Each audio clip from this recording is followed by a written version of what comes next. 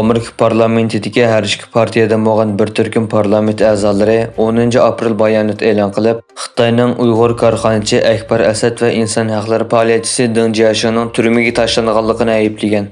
Parlament a'zolari Xitoyning ularni nohaq qo'lga olganligini ta'kidlash bilan birga, Xitoy rejimining ularni tezdan qo'yib berishga chaqirgan. Amerika Avam palata a'zosi Jim Rich va Amerika Kengash palata a'zosi Chris Coons qatorliq ikki kengash palatasi tashqi munosabatlar komitetining a'zolari Akbar Asadning nohaq tutib turilganiga 8 yil bo'lgan bir paytda uning ahvolidan og'ir andish qilayotganligini o'ttirg'a qo'ygan. Ular bayonotida Amerika Xitoyning Uyg'ur va boshqa musulmonlarga qarshi ijro qilayotgan irqiy qirg'inchilik va insoniyatga qarshi jinoiy qilmishlariga ko'z yumilmaydi. Biz ularning xalqaroda e'tirof qilingan inson haqlari uchun davomli kurash qilamiz. Hamda Akbar Asadni o'z ichiga olgan nohaq qo'lga olinganlarning qo'yib berilishini talab qilamiz deyilgan. Dunyoning har qaysi joylaridagi Uyg'urlarning huquqini tashabbus qiladigan va davomlashayotgan Uyg'ur qirg'inchiligiga qarshi lobbichilik faoliyatlarini olib boradigan Uyg'ur harakati Amerika parlamentida Uyg'ur do'stlik korpusi etishni planlagan. Uyg'ur harakati parlament a'zosi Jennifer Vehton sog'an asosda parlament a'zolari Chris Semis va Thomas Suzining riyosatchiligida parlamentda Uyg'ur do'stlik korpusi yo'lga qo'yilganligini e'lon qildi. Uyg'ur harakati 4-oyning 16-kuni tushdan burun parlament binosidagi IC5 hujrasida Uyg'ur do'stlik korpusining yo'lga qo'yilishi munosabati bilan alohida faoliyatga tayyorlik qilmoqda ekan. Dünya Uyghur Qurultayı qatorliq ommaviy tashkilotlar Xitoyda 4 kunlik ziyoratda bo'lgan Germaniya bosh ministri Olaf Scholzga maktub yozib, uning Xitoy ziyoratida Uyg'urlarga qarshi olib berilayotgan irqiy qirg'inchilik va insoniyatga qarshi jinoyatni to'xtatish uchun kuchayishni talab qilgan.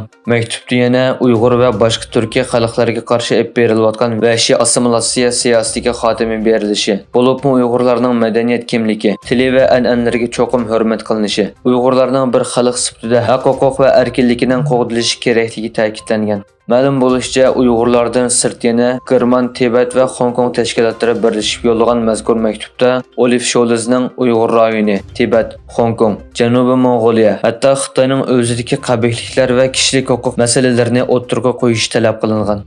Sharq Turkiston madaniyat va uchur markazining raisi Abdujalil Qarqash bu haqda bayonot e'lon qilib mundaq dedi: Germaniya bosh ministri Scholzning Xitoy ziyaratidan ilgari biz Germaniya hukumati va Yevropaning Xitoyning kishilik huquq dafsandichiligiga qarshi aniq va qat'iy pozitsiya tutish kerakligini ta'kidlaymiz.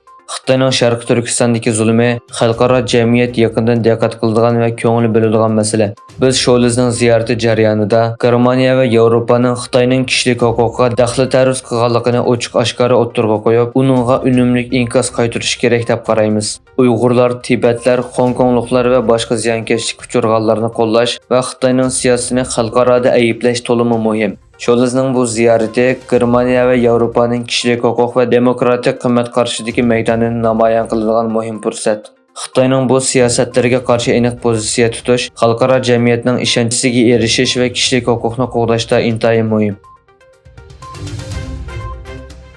Microsoft Xitoy hukumati haqida kishini andishiga soladigan bir bayonot e'lon qildi. Microsoftning so'ziga qaraganda, Xitoy sun'iy idrok ishlatib boshqa davlatlardagi saylovga aralashadi ekan. Microsoftning bayonotiga qaraganda, Xitoy 2024-yil sun'iy idrok bilan Koreya, Amerika va Hindiston qatorliq davlatlarda o'tkaziladigan saylovga aralashishi mumkin. Microsoft Xitoyda Tayvanda o'tkazilgan saylovda buni sinab qilganligini ta'kidladi. Xitoyning sun'iy idrokdan foydalanib saylovga qanday aralashadiganligi bir savol sharti paydo qilmoqda.